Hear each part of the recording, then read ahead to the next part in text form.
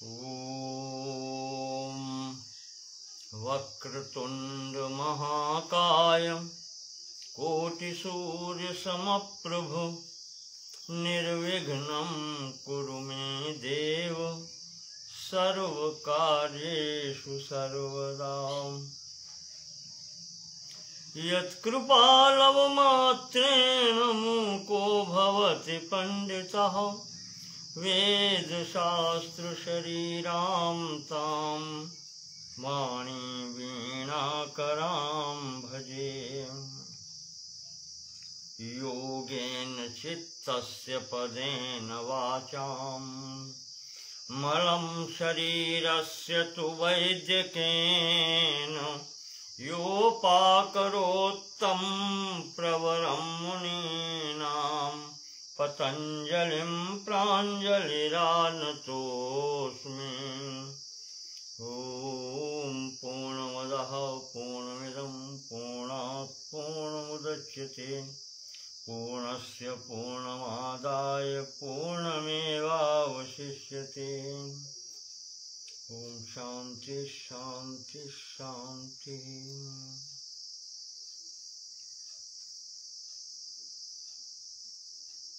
हरि ओम।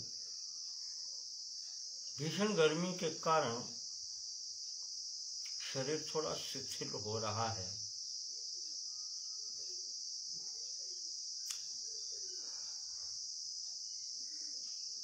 इसी कारण आज थोड़ा विलंब भी हुआ। लग रहा था कि शायद व्यवधान न हो जाए, पर हिम्मत करके बैठा हूं। महर्षि पतंजल कृत योग दर्शन के हम लोग तीसरे भाग में चल रहे हैं, जिसको कहते हैं विभूतिपाद।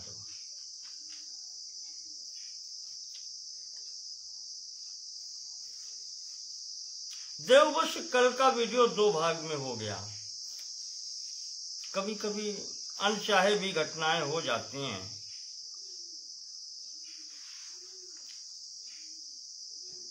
तो उन दोनों भागों में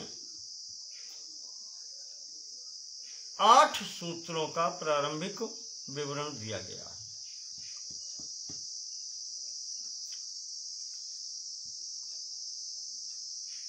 जिसमें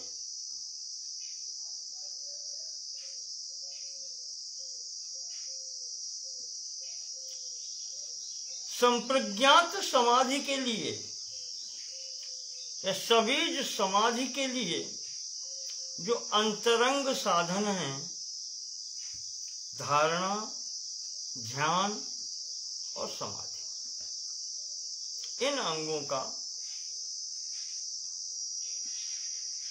परिचय दिया गया, यथामति बतलाने का प्रयास भी किया गया। इसी में चौथा सूत्र आया था त्रयम एकत्र संयमः। ये तीनों अंतरंग साधन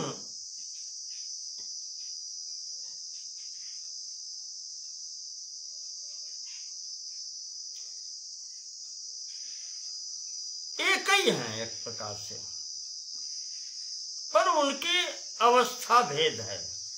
प्रारंभिक अवस्था जहां से धारणा से प्रारंभ होकर के फिर ध्यान पर आते हैं और ध्यान से समाधि, संप्रज्ञात समाधि पर, सबीज समाधि पर।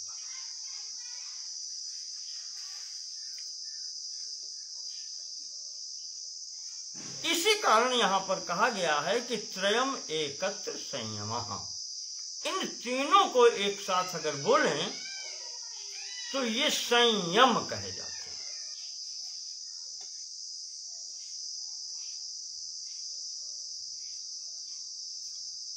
और ये तीनों अवस्थाएं, धारणा, ध्यान और समाधि, एक ही विषय पर एकाग्र होकर के इनकी स्थिति बन जाए तो उसे कहते हैं कि उस विषय विशेष पर संयम।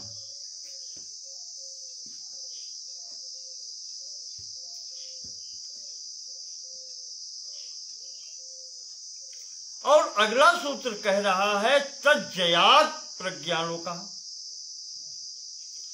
तत् यानी संयम, संयम पर, जयात विजय प्राप्त कर लेने से प्रज्ञालोकः उस ज्ञान स्वरूपता का या ज्ञान रूपी प्रकाश प्राप्त होता है।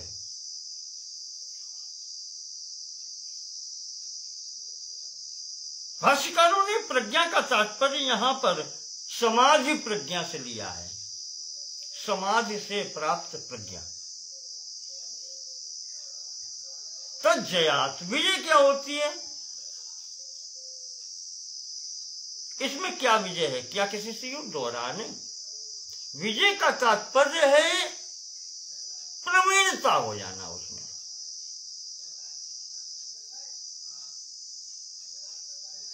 परिपक्व हो जाना उसके अभ्यास में।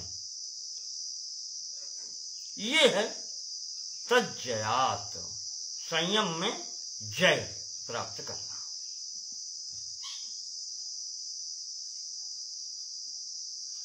और जो प्रज्ञालोका कहा है, प्रज्ञालोका ज्ञान रूपी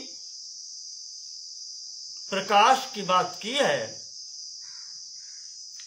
तो उसमें मुख्य बात है बुद्धि का स्थिर हो जाना।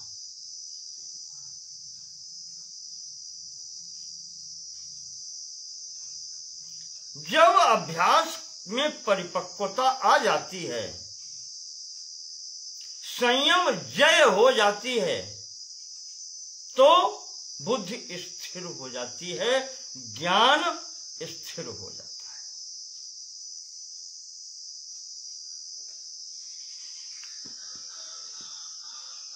आपको एक बात बताएं,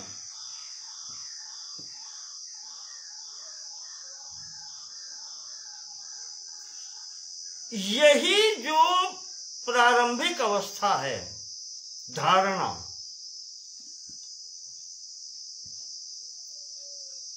जब चित्त एकाग्र होने लगता है धारणा में, पहले तो इधर उधर भागता है और फिर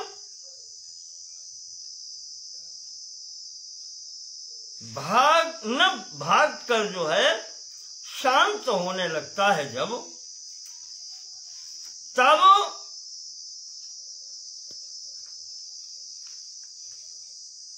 उसके कुछ परिणाम होते हैं। प्रज्ञालोका के अंतर्गत बहुत सी बातें होती हैं।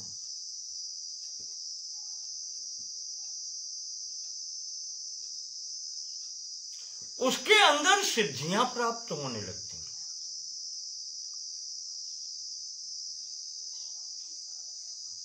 और भी बहुत सी चीजें। साधारण तौर से मैं कहूं तो ये कह सकता हूं कि उसके अंतर्गत ही सिद्धियां प्राप्त होने लगती हैं।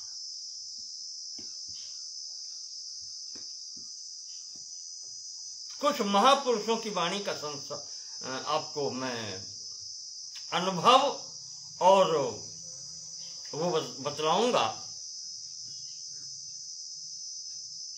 कहते हैं कि ये संयम जो है, जिसको यहां पर कहा है त्रयम एकत्र संयम, धारणा ध्यान समाधि, ये संयम है। और इसकी प्रथम अवस्था ही जहां से संयम का प्रारंभ होता है, धारणा। बहुत सी वस्तुओं से हट करके चित्त जब एक वस्तु पर केंद्रित होने लगता है धारणा में, तो उस समय स्थिति ये होती है, यहां पर विचलन भी होता है, विक्षेप भी होता है और एकाग्रता भी होती है।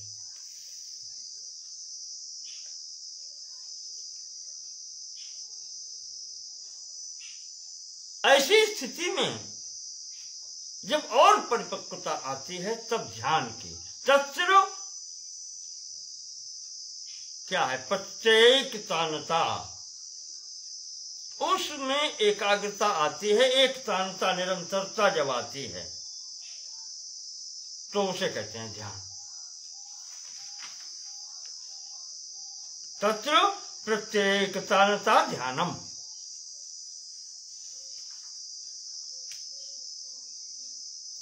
यहां देखें आप, जब प्रत्याहार के बाद में स्थूल विषयों से हट करके इंद्रियां अंतर्मुखी होती हैं, उनके साथ मन भी अंतर्मुखी होता है, तो स्थूल विषयों से वो सूक्ष्म विषयों की ओर आता है।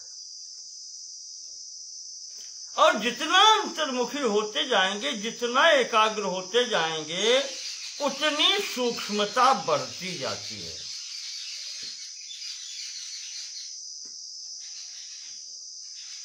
और भौतिक जीवन में भी अगर आप देखें, हम लोगों ने विज्ञान में पढ़ा है, मैं तो विज्ञान गणित का छात्र रहा हूं, मास्टर डिग्री गणित में ही की है।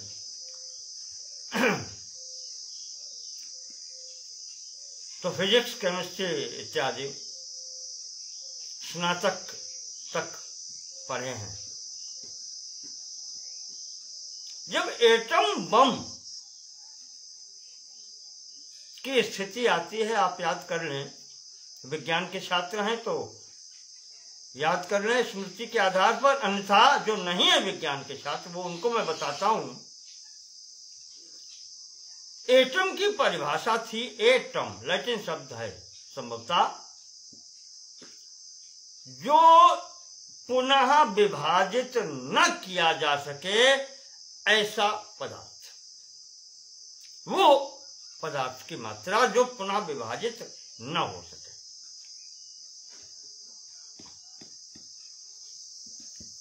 और जब वो विभाजित की जाती है, आप जानते हैं परमाणु कहते हैं उसको, एटम परमाणु। और परमाणु प्रथम जो दी गई थी थ्योरी, उसमें कहा गया था, एटम नाम दिया गया कि विभाजित नहीं हो सकता, पर आगे और बढ़कर के भी देखा गया कि इसमें भी 3 भाग होते हैं, इलेक्ट्रॉन, प्रोटॉन एंड न्यूट्रॉन।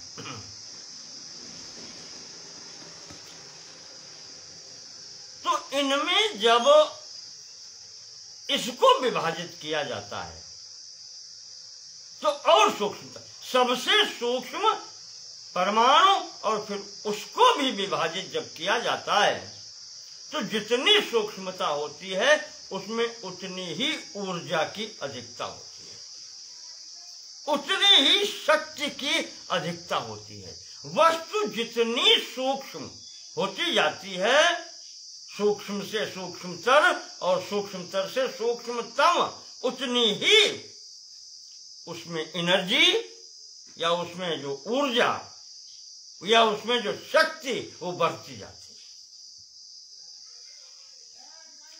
तो ये जो संयम है, ये सूक्ष्म की ओर जाना, इसको कहना चाहिए। इस क्रिया में साधक या योगी स्थूल से सूक्ष्मता की ओर चलता है, और जितने सूक्ष्मता पर पहुंचता है उतनी ही शक्ति, अधिक शक्ति प्राप्त होती जाती है।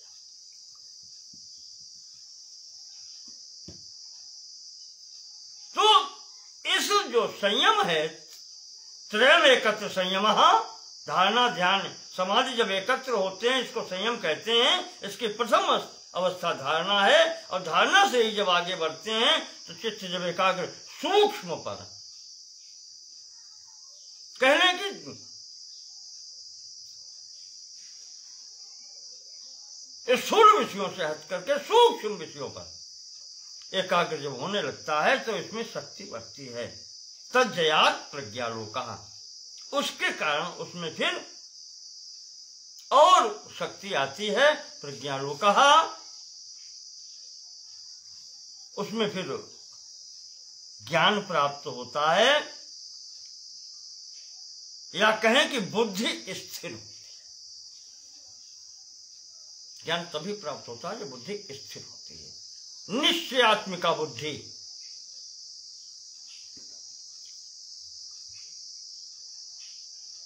जिसको गीता में कहा है, बुद्धि पर्यवतिष्ठते, जहां पर बुद्धि विशेष रूप से स्थिर हो जाती है। तस्य भूमिषु विनियोगः, छठा जो आया था, इसका ही प्रयोग चित्त की भूमियों के साथ में किया जाता है। अब देखें आप इसमें होता क्या है। जहां भी इसका प्रयोग करेंगे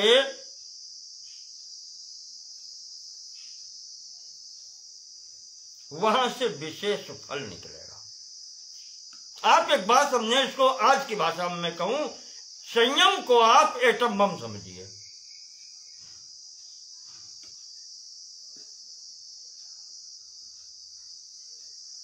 एटम बम तो विनाशकारी होता है, पर संयम में सभी गुण होते हैं। जो आप चाहें वही गुण इसमें होते हैं। जितनी भी अद्भुत शक्तियां हैं वो सब इसमें विद्यमान है।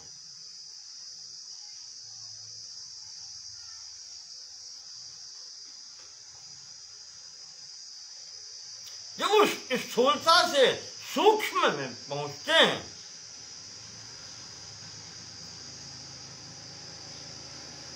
स्थूल भूत देखे, उसके बाद में सूक्ष्म भूत पर जब पहुंचते हैं, जिनको तन्मात्राएं आप कहते हैं, क्योंकि अंतर्मुखी स्थिति में अंतरंग साधनों में अब बाहरी तो कोई तत्व मिलेंगे नहीं, तो इनके सूक्ष्म जो अंश मिलते हैं वहां जब एकाग्र होता है तो विशेष शक्तियां प्राप्त होती हैं। जैसे बड़ी वस्तु से परमाणु तक पहुंचते हैं और फिर परमाणु को भी जब सूक्ष्म करते हैं, तोड़ते हैं, तो वहां से फिर शक्ति उद्भूत होती है।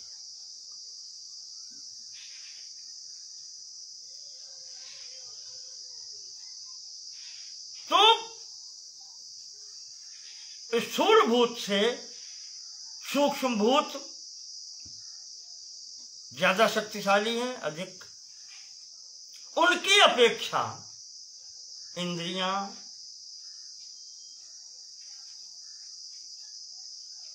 उनकी अपेक्षा मन, या कह लें उनकी अपेक्षा अहंकार, ये सूक्ष्मतम की स्थिति की तरफ चल रहे हैं, सूक्ष्म से सूक्ष्मतर।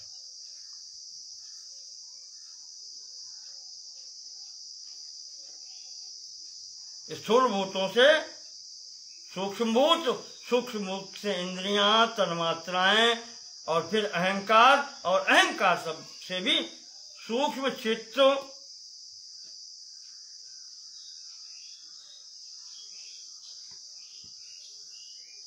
यही जिसको कहते हैं प्रकृतिर महत्व, जो महत्व तत्व वहां पर है वही। वहां कहीं बुद्धि कह दिया है और कहीं पर योग दर्शन में उसे ही चित्त कहा है। तीनों गुणों का जो प्रथम परिणाम है वो यही है। संसर्गात् पुरुषस्य संसर्गात् प्रथम परिणाम महत्।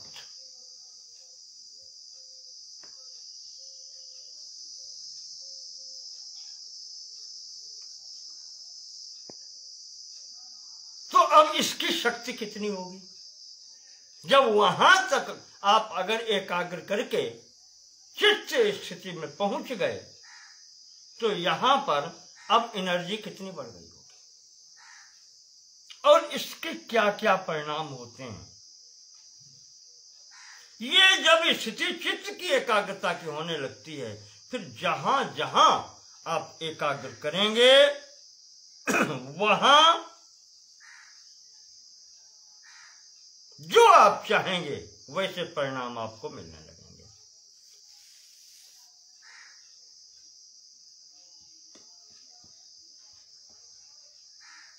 इन्हीं के आधार पर, इसी सिद्धांत के आधार पर आपने जादूगरों के खेल देखे होंगे, हिप्नोटिज्म, साइटिज्म। साइटिज्म कहते हैं दृष्टिबंध, करता कुछ नहीं, जो चाहता है दिखा देता है। हिप्नोटिज्म दूसरे को वश में करना, दूसरे से करवा लेना, हिप्नोटाइज करना, ये सब यहीं से प्राप्त होते हैं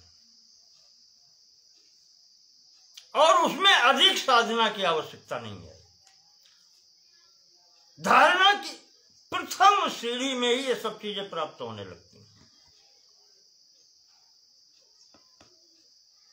ये जो आपको दिखाई पड़ते हैं, जो तरह तरह के चमत्कार दिखलाते हैं, बस सब इसी श्रेणी में यहीं पर आकर के ठगे जाते हैं और वो इतने में ही संतुष्ट होकर के इसी में मर खप जाते हैं।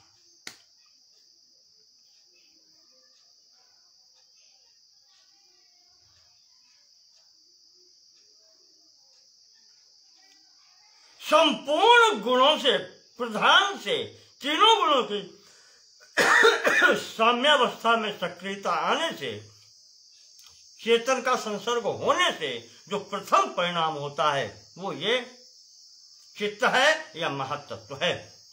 और इसमें जब ये स्थिति ये होती है तो आप जानते हैं कि संपूर्ण सृष्टि प्रपंच इसी का खेल है। संपूर्ण सृष्टि प्रपंच इसी का खेल है, चित्त का ही खेल है।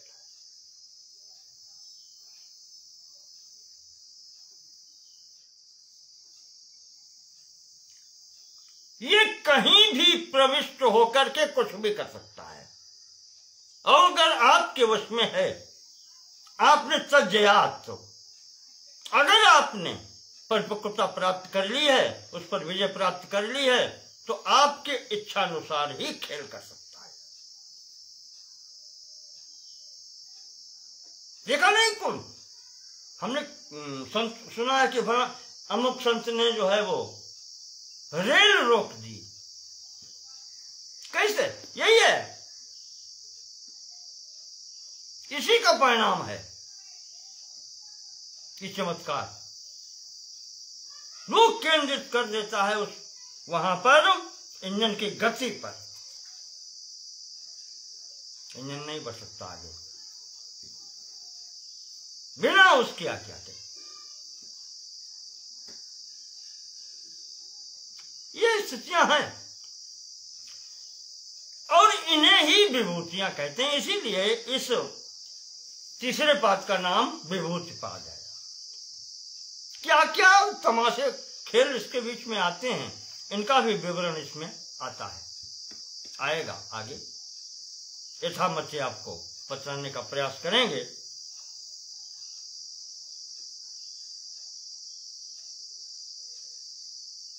सिद्धियां, निधियां, जो भी है, जब उस बहिरंग साधन में ही बता चुके हैं, अस्ते प्रतिष्ठायाम सर्वरत्नोपस्थानम, अस्ते में ही अगर प्रतिष्ठा हो जाए तो संपूर्ण रत्नों की प्राप्ति हो जाती है। तो वही नवनिधियां हैं और क्या है। अष्ट सिद्धियों में सब कुछ होता है, सब कुछ प्राप्त हो जाता है। तो इस संयम ही करना है और उसकी प्रथम अवस्था है धारणा। और आपको बता दें, संयम में सबसे कठिन कार्य अगर है तो ये प्रथम अंग ही कठिन है, धारणा।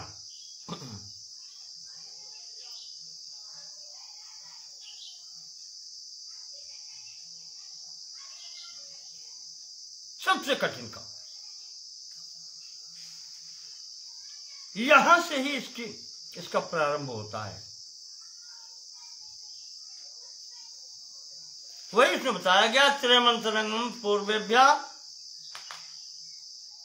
पहले से अगला सूक्ष्म होता जाता है, अंतरंग होता। अंतरंग का मतलब सूक्ष्म, धारणा से ध्यान सूक्ष्म, ध्यान से समाधि की स्थिति सूक्ष्म, संप्रज्ञात।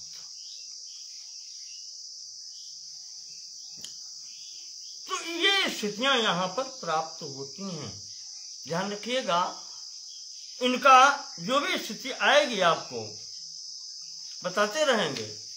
कभी कभी ऐसा होता है कि कौन चीज किस सूत्र में पीछे बतला आए हैं स्मृति से नहीं रहता तो वो आप कहीं आवश्यकता पड़ी तो कह देता हूं कि पीछे बता चुके हैं, तो आप उसे देखें। कल मैंने आपको अंतिम 8वां सूत्र जो बताया था, तदपि बहिरंगम निर्वीजस्य, ये 3 अंतरंग साधन सबीज समाधि के लिए बताए गए थे। धारणा, ध्यान और समाधि, यहां समाधि का तात्पर्य है सबीज समाधि या संप्रज्ञात समाधि। और इस समाधि में भी अगले स्तर पर जब पहुंचते हैं निर्वीज समाधि की स्थिति में, तब ये 3 साधन भी बहिरंग ही माने जाते हैं उस निर्वीज समाधि के लिए। धारणा, ध्यान और समाधि यानी संप्रज्ञात समाधि या सबीज समाधि, धारणा, ध्यान, सबीज समाधि और जो यम, नियम, आसन, प्राणायाम, प्रत्याहार पीछे बता चुके हैं, ये 8 अंग जो हैं ये बहिरंग साधन ही होते हैं निर्वीज समाधि के लिए। ये आपका 8वां सूत्र कहता है महर्षि पतंजलि का विभूतिपाद का।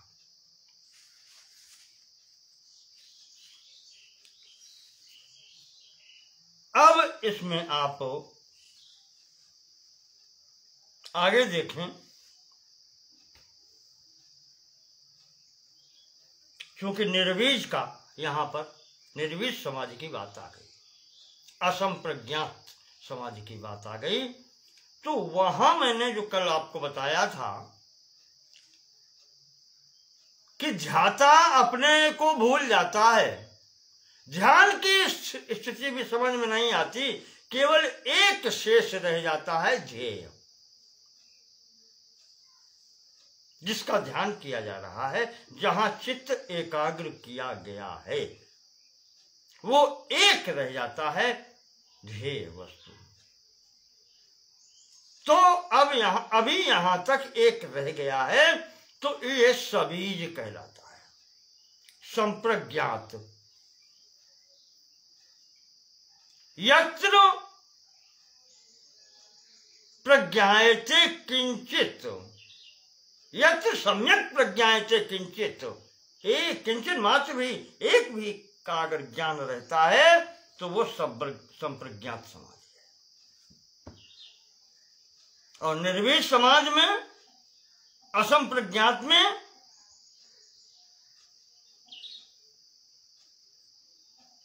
यत्र न प्रज्ञायते किंचिदपि, सा स्थिति असंप्रज्ञात समाधि, जहां ध्याता, ध्यान और ध्येय तीनों का विलोपन हो जाता है।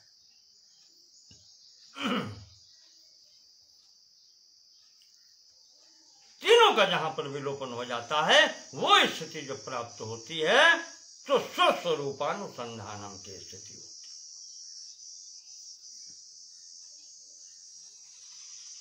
कुछ भी भान नहीं रहता, सब कुछ मैं ही मैं हूं।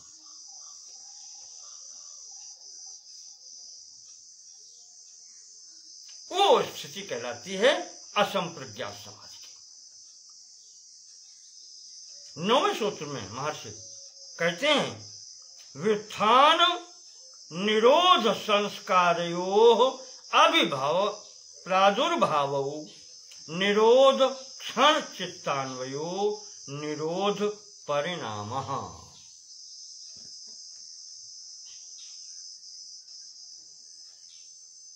सम्यक प्रकारेण सर्वाभावस्य निरोधा, उसका परिणाम क्या होता है? व्युत्थान निरोध संस्कारयोः, संस्कार 2 प्रकार के, व्युत्थान सर्वत्र फैलने वाले, चित्त सर्वत्र भागता है, मन माना। व्युत्थान का शब्द जो आया है स्वातंत्र्य कृत्यम, मेदिनीकोश कहता है स्वातंत्र्य कृत्यम विरोधाचरणम अपि, वो स्वतंत्र है आचरण के लिए। ऐसी व्युत्थान अवस्था कही जाती है।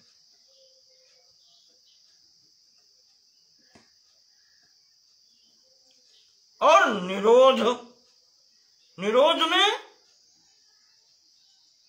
निरोध की स्थिति जो बताई गई है वो मैं आपको विद्वानों के मत दूंगा, मेरी अपनी गति मैं सरेंडर करता हूं। मैं पतंजलि के शिष्य 100 पीढ़ी में भी मैं नहीं आता। जो कुछ भी आपके सामने रख रहा हूं प्रामाणिक होगा, अधिक से अधिक हो सकता है कहीं कुछ मेरा या महापुरुषों के अनुभव कहीं पर आ जाए।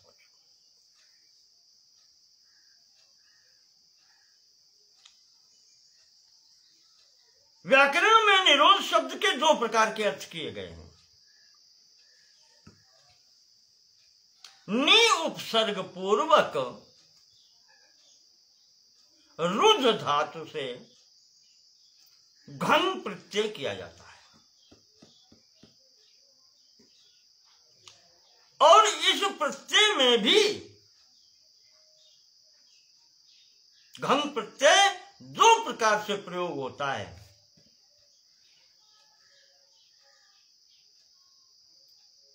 करणे संप्रयोग, करण भाव में अगर घन प्रत्यय का प्रयोग है तो उसका अर्थ होता है सम्यक निरोधा, यानी वैराग्य की चरम अवस्थित, जहां पर सब कुछ समाप्त, सब छोड़ दिया है, वो स्थिति जिसको पीछे आप कह चुके हैं पर वैराग्य। जहां पर वैराग्य के अभ्यास वैराग्य अभ्यांतर निरोधा, वहां वशीकार संज्ञा का बताया था, और उसमें भी पुरुष ख्यातेर वैतृष्ण्यम की जब कहा था तो वहां स्थिति आई थी पुरुष ख्यातेर, तब जो स्थिति प्राप्त होती है वो पर वैराग्य कहा जाता है।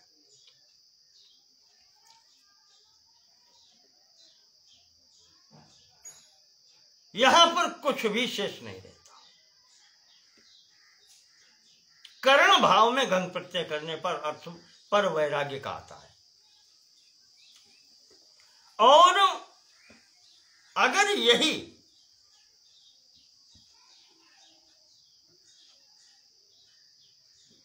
भाव रूप में घन प्रत्यय का प्रयोग हो, भावे घन, तब उसका अर्थ होता है रुकावट, रुकना। जैसे नहीं निरोध कर दिया, रोक दिया, निरुद्ध कर दिया। जेल निरुद्ध तो विशेषकर जेल के लिए आता है, या न्यायालय के द्वारा जब होता है पकड़ा जाता है उसको कहते हैं निरुद्ध करना। तो वो रोक दिया, पकड़ लिया।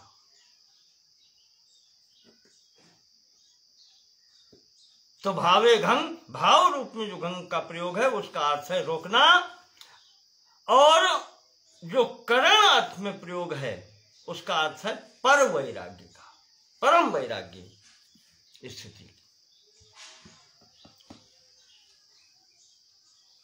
तो यहां पर इस सूत्र में आप देखें, व्युत्थान निरोध संस्कार्योः अभिभव प्रादुर्भाव निरोध क्षण चित्तान्वयो निरोध परिणाम,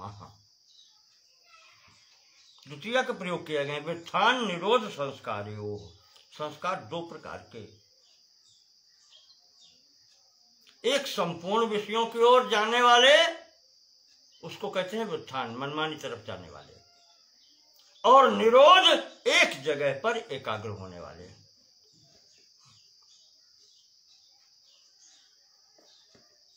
तो यहां पर जो प्रथम निरोध व्युत्थान निरोध संस्कार्योः कहा गया है, यहां पर जो निरोध का प्रयोग है उसका अर्थ है परम वैराग्य, पर वैराग्य, सर्वत्र फैलने वाला। और उसकी भी स्थितियां बताई थी, कहीं पीछे बता आए हैं। व्युत्थान की भी मूढ़, क्षिप्त और विक्षिप्त ऐसे करके कुछ पीछे बता के आए हैं। वो समस्त स्थितियां इस व्युत्थान के अंतर्गत आ जाती हैं, यानी सब ओर जाने वाला।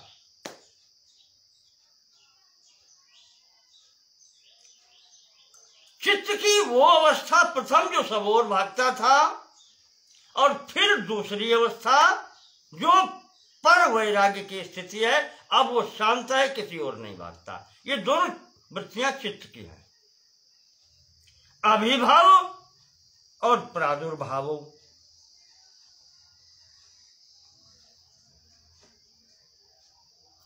उन दोनों भावों का प्रकट होना या नष्ट होना, अभिभाव नष्ट होना और प्रादुर्भाव प्रकट होना, या दब जाना और प्रकट होना, आप ऐसे समझे, नष्ट ना कहें। अभिभाव पराजित हो जाना, दब जाना, प्रकट, और प्रादुर्भाव प्रकट हो जाना। इनमें होता क्या है?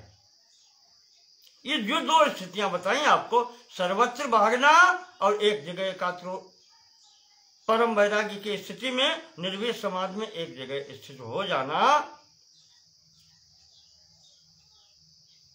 वह अभिभाव चित्त की वो स्थिति थी जब वो चित्त पराजित था, इसलिए वो चारों तरफ भाग रहा था। अब वो जब तज्जयात जय प्राप्त कर ली है, उसने परिपक्वता प्राप्त कर ली है, तब वो उस वृत्ति का उदय हो गया है।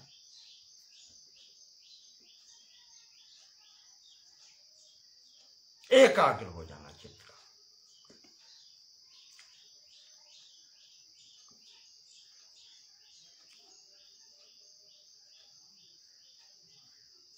निरोध क्षण चित्तान्वयो, फिर निरोध आया। अब यहां निरोध का अर्थ है निरोध क्षण में, यानी जब सब कुछ व्युत्थान के झंझट सब अलग हो गए हैं, पर वैराग्य की स्थिति में पहुंच गया है, उस क्षण जब चित्त की वृत्तियां वो सब समाप्त हो गई हैं, निरुद्ध हो चुकी हैं, तब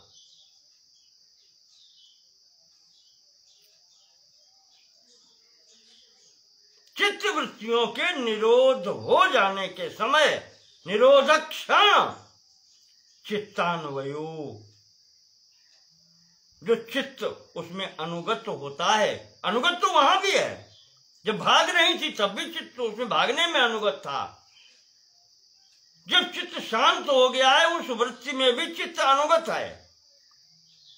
इन दोनों स्थितियों में चित्त की अनुगति जो है रहती है, पर यहां पर जो चित्त की शांत अवस्था की अनुगति है, यह निरोध परिणाम, ये उस परम वैराग्य का ही परिणाम है। जब उसने सब कुछ जान लिया, ये सब हैं, त्यागने योग्य हैं, और त्याग दिया। कहिए तात सो परम विरागी, तृण सम सर्व सुख त्यागी। आप समझो, जितने भी सुख हैं जो परिणामतः दुख देने वाले हैं, सबका त्याग कर दिया। यहां पर सुख और दुख कुछ नहीं है। आप देखें, क्लेशों में सुख की भी गणना हुई है और दुख की। सुख के आधार पर राग होता है और दुख के आधार पर द्वेष होता है, पर दोनों क्लेश हैं। तो क्लेश और क्लेश हेतु दोनों का त्याग हो चुका है यहां पर। तो कहते हैं वो स्थिति जो प्राप्त होती है, वो निरोध परिणाम, वो परम वैराग्य का ही परिणाम है, जो निर्बीज समाधि पर व्यक्ति पहुंचता है।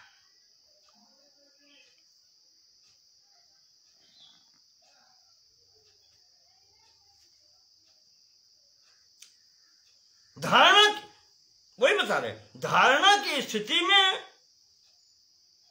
चित्त ये दोनों स्थितियों में रहता है। कभी एकाग्र कभी विक्षिप्त।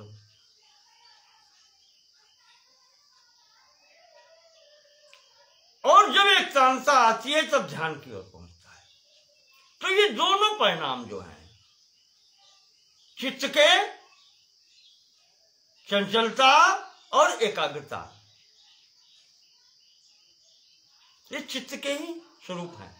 दोनों में चित्त अनुगत है। और यहां पर जब पहुंचते हैं समाधि की स्थिति में, तब यहां पर एक का आविर्भाव और दूसरे का प्रादुर्भाव,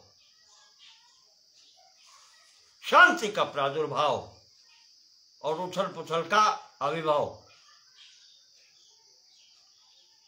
ये कहते हैं कि संप्रज्ञात समाधि से असंप्रज्ञात समाधि तक, सबीज समाधि से निर्बीज समाधि तक पहुंचने में जो दोनों अवस्थाएं हैं, ये निरोध परिणाम, ये परिणाम निरोध का ही है, पर वैराग्य का ही परिणाम है, जो स्थिति ये प्राप्त होती है।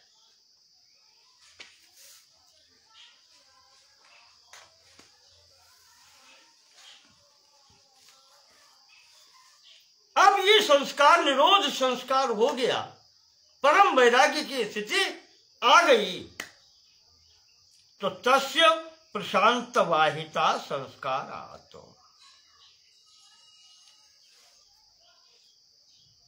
संस्कारात् ये जो निरोध संस्कार है, जिसमें हो गया वैराग्य, हो गया परम वैराग्य, हो गया, उससे तस्य, किसका? तस्य, किसकी बात हो रही? चित्त की। उस चित्त का प्रशांत वाहिता, प्रकर्षण शांति, एक विशिष्ट शांति होती है, और वो नित्य प्रवाहिता, वाहिता यानी बहने वाली, यानी निरंतरता लिए हुए होती है।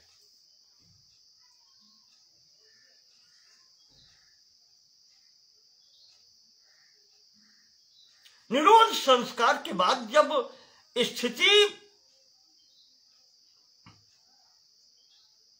स्थिर होने लगती है, या कहें आप निरोध संस्कार का जो अभ्यास चलता रहता है, वो पहले बता चुके हैं, अभ्यास नहीं छूटना है, निरंतरता रहनी है, क्योंकि पहले में ही कह दिया था अभ्यास वैराग्याभ्याम सन्निरोधा, तो अभ्यास आवश्यक। अभ्यास जब वो चलता रहता है तब वही संस्कार प्रबल होता जाता है, जो धारणा में स्थित थी उससे प्रबल ध्यान में, और उससे प्रबल समाधि स्थिति में हो जाती है, जो आप छोड़ के चल रहे हैं वैराग्य, पर वैराग्य की स्थिति में जो पहुंच रहे हैं,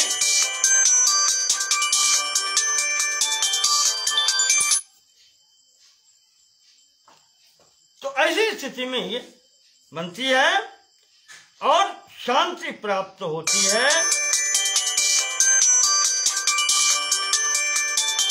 दूसरा फोन लगा,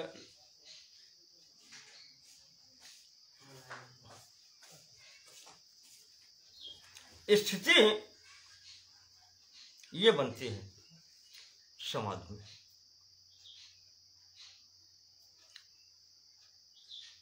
और जब ये वही प्रशांति मिलती जाती है, तो सर्वार्थतैकाग्रतयोः क्षयोदयौ चित्तस्य समाधि परिणामः। जब निरोध संस्कार चलते हैं वैराग्य से पर वैराग्य, प्रथम स्थिति में वैराग्य संप्रज्ञात तक, फिर पर वैराग्य से असंप्रज्ञात तक, चित्त का सब जगह भागना सर्वार्थता कहलाता है, और फिर उससे आकर के एकाग्रता, एकाग्र होना एकाग्रता कहलाती है।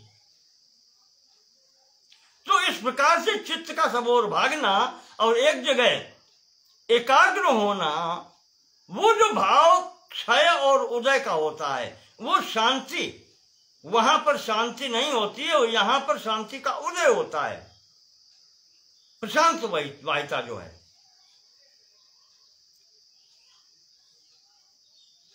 की जो शांति की प्रकृति है उसकी स्थिति, वहां पर क्षय है, जहां पर वो सब जगह भाग रही है। सर्वार्थता जब तक उसमें है, हर जगह उसका प्रयोजन है,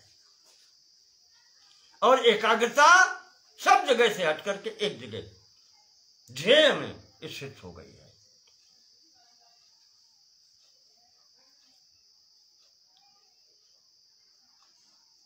सर्वार्थता में भी जो आप निग्रह करके वहां तक लाए हैं, यम नियम का पालन करते हुए आसन प्राणायाम प्रत्याहार से जो वो लाए हैं, तो आपके उसमें सात्विक गुण तो आ गया है, सतोगुणी तो प्रवृत्ति है, अन्यथा आप यहां नहीं पहुंच सकते थे।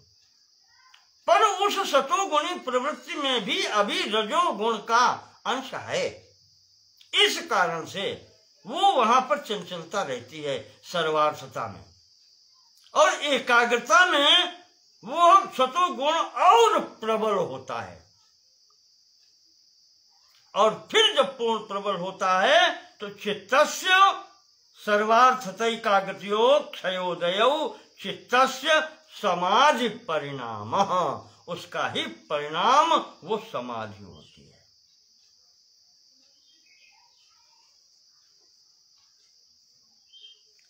चित्त का सर्वार्थता से एकाग्रता की ओर आना, एकाग्रता में स्थिर होना,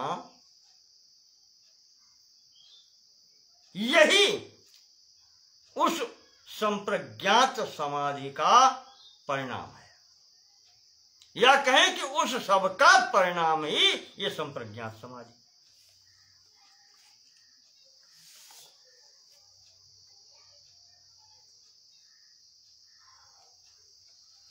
ये स्थिति जब बनती है,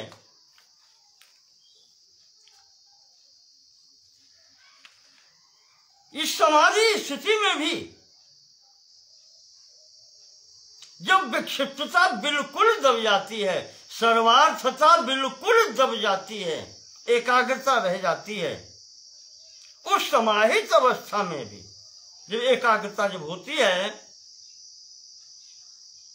तो महर्षि कहते हैं ततः पुनः शांतोदितौ तुल्य प्रत्ययौ चित्तस्य एकाग्रता परिणामः।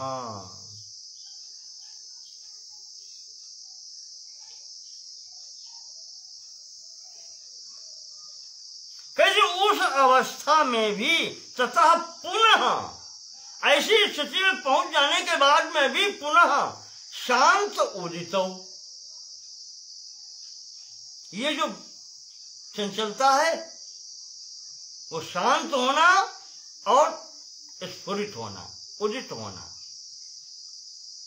तुल्य प्रत्यय, एक ही स्थितियां हैं,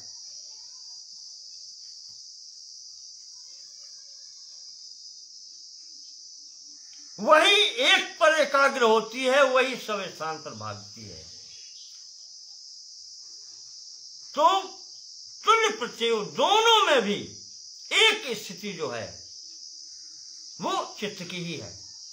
चित्तस्य एकाग्रता परिणाम, और ये जो स्थिति परिणाम वो समाधि में अंततः प्राप्त होती है, वह चित्त की एकाग्रता का ही परिणाम है। अर्थात कहने का तात्पर्य यह है कि प्रयास चित्त को ही करना पड़ता है। सर्वार्थता में भी वही इधर उधर चंचल हो रहा था, और एकाग्रता में भी वही एक में केंद्रित हो रहा है।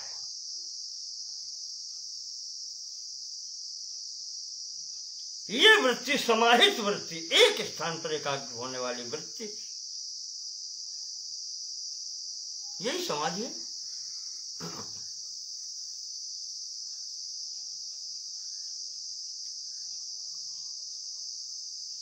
एतेन भूतेन्द्रियेषु धर्म लक्षणावस्था परिणामा व्याख्याता। एतेन अनेन चित्तेन,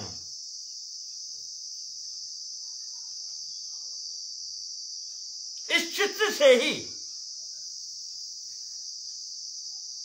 भूतेन्द्रियेषु धर्म लक्षण अवस्था परिणामा,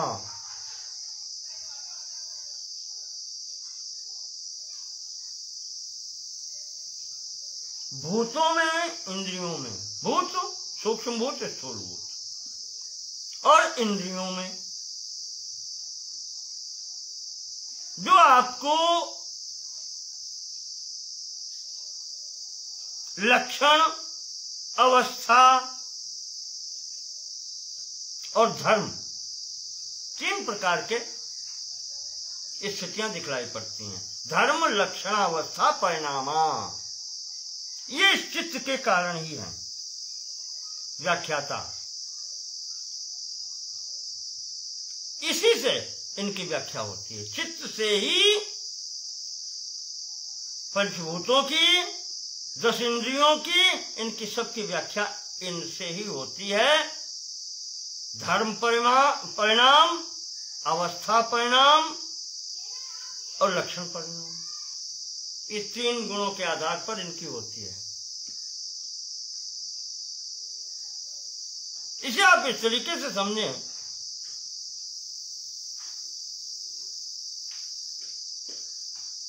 धर्म परिणाम वो कहलाता है, भोजदेव जी भोज भाष्य में लिखते हैं अपने भोज वृत्ति में,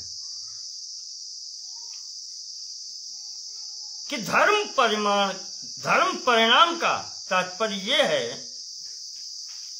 कि जो मूल धर्म है उसके रहते हुए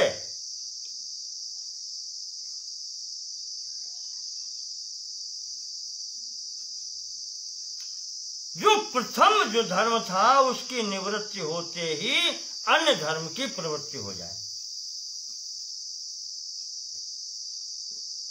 ये धर्म परिणाम है। त्रिगुण साम्यावस्था प्रकृति, और जब प्रकृतिर महत हुआ तो गुण तो वो है, सतोगुण, रजोगुण, तमोगुण, पर जो अन्य गुण था अचैतन्य का, वो सचैतन्य जैसा भासने लगा, अन्य गुण आ गया, क्रियात्मकता उसमें हो गई, सचेतनता हो गई, ये धर्म परिणाम है। पहले से अन्य धर्म आ गया। दूसरा है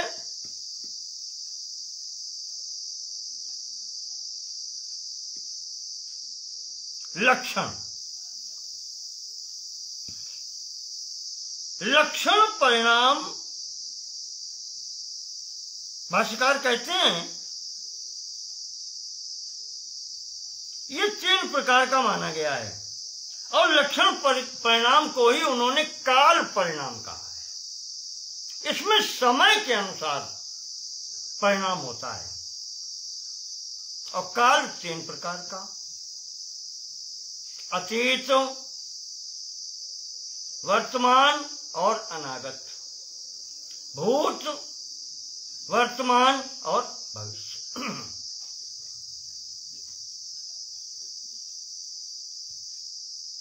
प्रत्येक धर्म जो है वो इन 3 से बंधा होता है। पहले क्या था, वर्तमान में क्या है और भविष्य में क्या होगा, ये लक्षण परिणाम कहे जाते हैं।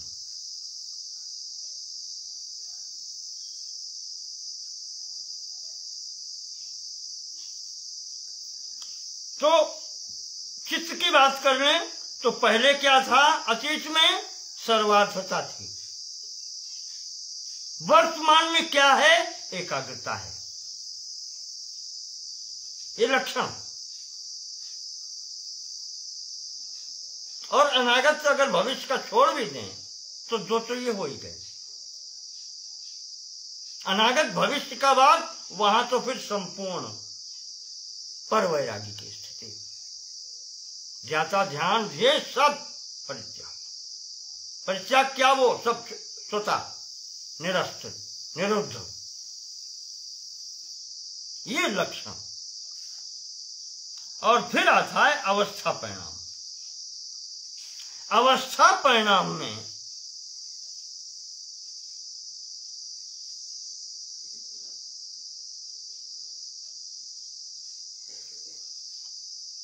जो वर्तमान अवस्था है संप्रज्ञात की, और जो भविष्य में आने वाली है अनागत, लक्षण परिणाम जो है आने वाला जो है, उसको वर्तमान में आने तक जो अवस्था परिवर्तन होता है, ये अवस्था परिणाम है।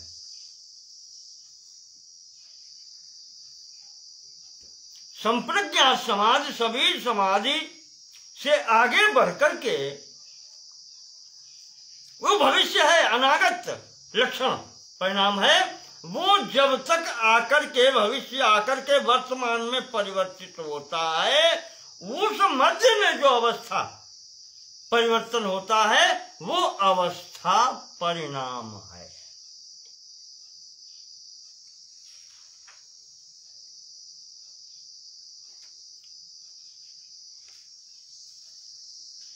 तो ये किसके परिणाम है? चित्तस्य एतेन, इसके द्वारा ही है, इसके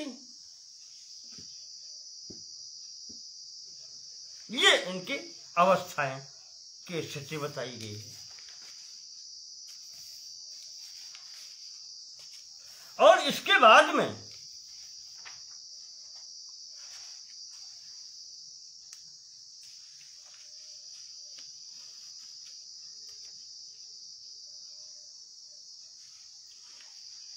अगला सूत्र ये कहता है, 14वां सूत्र, शांतोदिता व्यपदेश्य धर्मानुपाति धर्मी।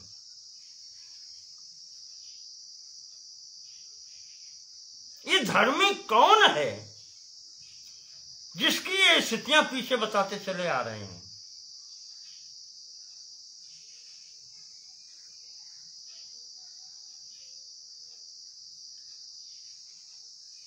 शांत उदित व्यपदेश,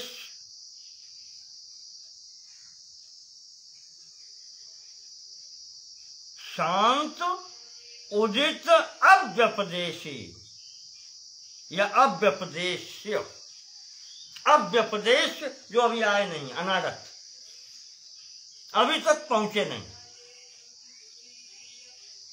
तो शांत जो शांत हो चुके हैं, यानी भूतकाल की स्थिति जहां से चित्त शांत हो चुका है, शांति की स्थिति, और उदित, उदित यानी प्रस्फुट इस समय जो चल रहा है वर्तमान की स्थिति, और अव्यपदेश जिनके बारे में कुछ कहा नहीं जा सकता, वो अनागत यानी भविष्य, धर्मानुपाति धर्मी। जो ये तीन धर्म हैं, अतीत का, वर्तमान का और भविष्य का, जो पीछे बता के आए हैं दोनों सूत्रों में, 12वें 13वें में, उनका, उनमें जो रहने वाला है धर्मानुपाति, वह धर्मी कहलाता है। कि किसके धर्म हैं ये? एक उदाहरण देते हैं, व्यास जी एक उदाहरण देते हैं।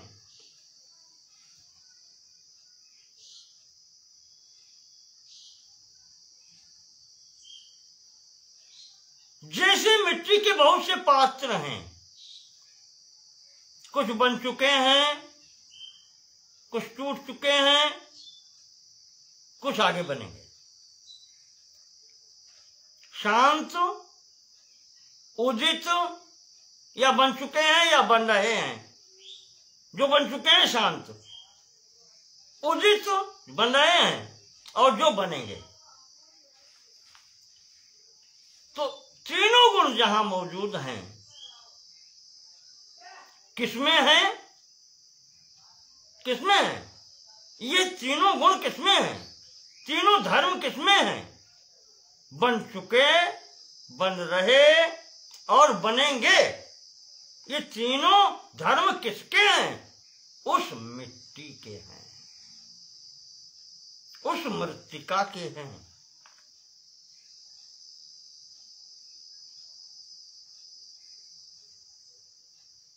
ठीक ऐसे ही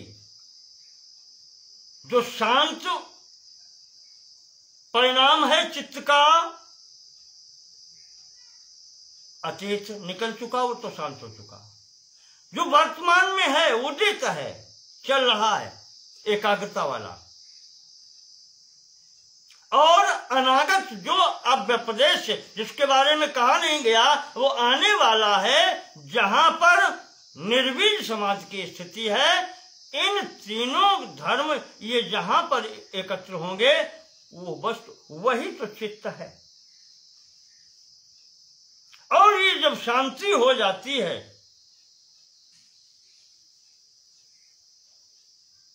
तो वही किसके हैं? अब बात है किसके, धर्मी कौन है? प्रकृतिर महत्व, महत्व किसको प्राप्त हुआ है?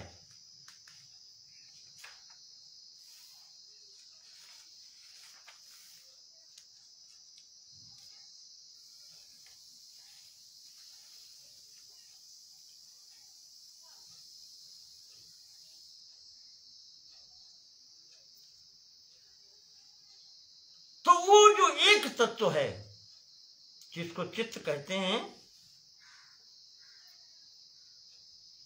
उसके ही ये तीनों भाव हैं। अब यहां महर्षि एक तर्क देते हैं या कहते हैं, बताते हैं कि कोई ये कह सकता है कि एक ही वस्तु के तीन गुण कैसे हो सकते हैं, तीन प्रकार के धर्म कैसे हो सकते हैं?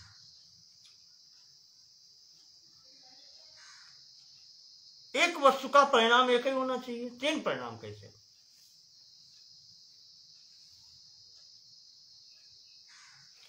15वें सूत्र में वही आपने और स्पष्ट किया है महर्षि ने, क्रमान्यत्वम परिणामान्यत्वे हेतु। ये जो परिणाम में भेद आपको दिखाई पड़ता है, उसका कारण ये क्रम है। क्रमान्यत्वम, क्रम में जो अन्यता है, वही इसके परिणामों की अन्यता का मूल कारण है। कारण वही है।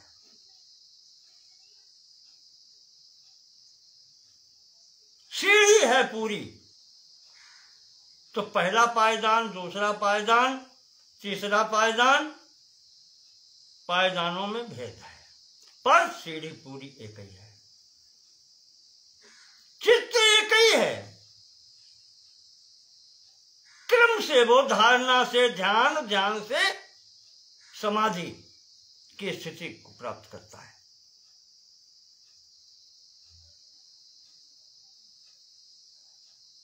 चंचलता से एकाग्रता, एकाग्रता से सर्वनिष्प्रहता या सर्वनिग्रहता या परवैराग्यता।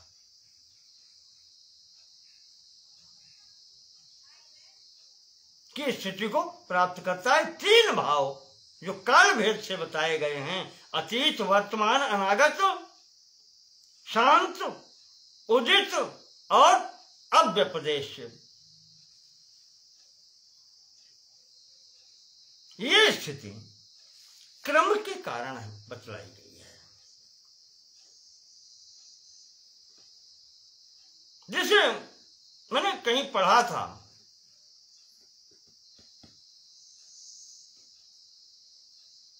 एक किसी ने तर्क दिया कि वर्तमान तो कुछ भी है ही नहीं।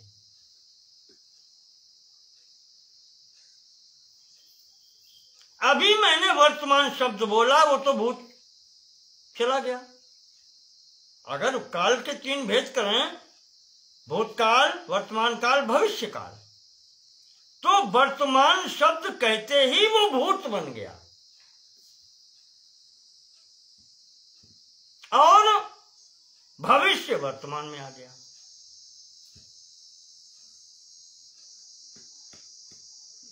तो इसको वर्तमान न कह के वर्तमानवद, कुछ ऐसा पाणिनि में सूत्र भी है, मुझे कुछ स्मृति में आ रहा। तो ये क्रम होने के कारण ही इसके 3 अवस्थाएं ये मालूम पड़ती हैं।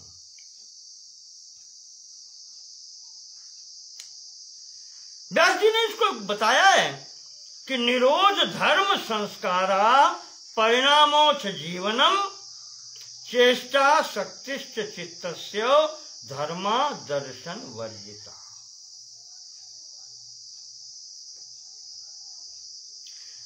ये निरुद्धता, जो जिसको निरोध कहते हैं, सबसे अलग होना, धर्म संस्कार परिणाम जीवन चेष्टा शक्ति,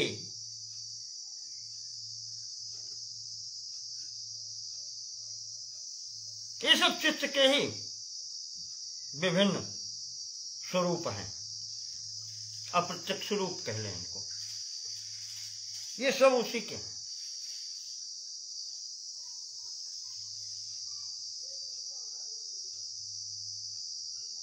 असंप्रज्ञात समाधि के अवस्था में इन सब वृत्तियों का जब निरोध हो जाता है,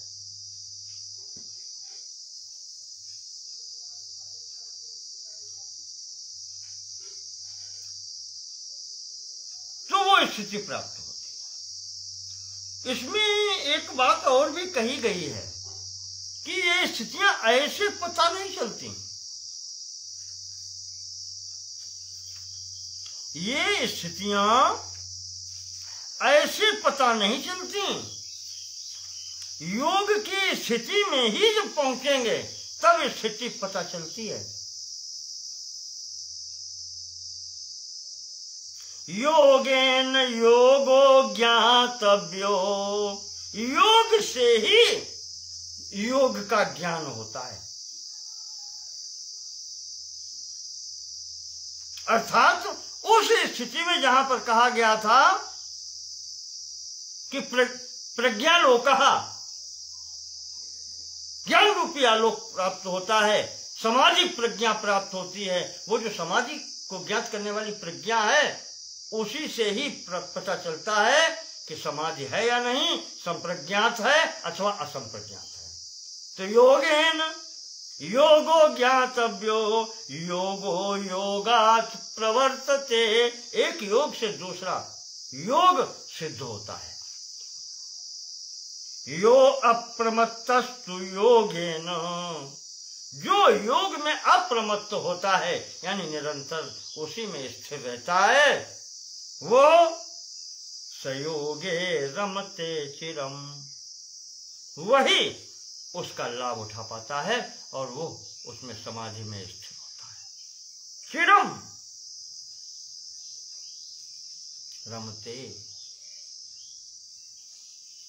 शंकर सहज स्वरूप समारा, लागी समाधि अखंड अपारा, ऐसे ही होता है,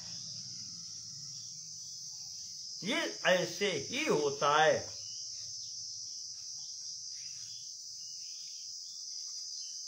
तो यहां पर जो बताया आपका 15वें सूत्र में, ये क्रम के कारण, ये अवस्था भेद के कारण ये धर्म भेद मालूम पड़ता है और होता एक का ही।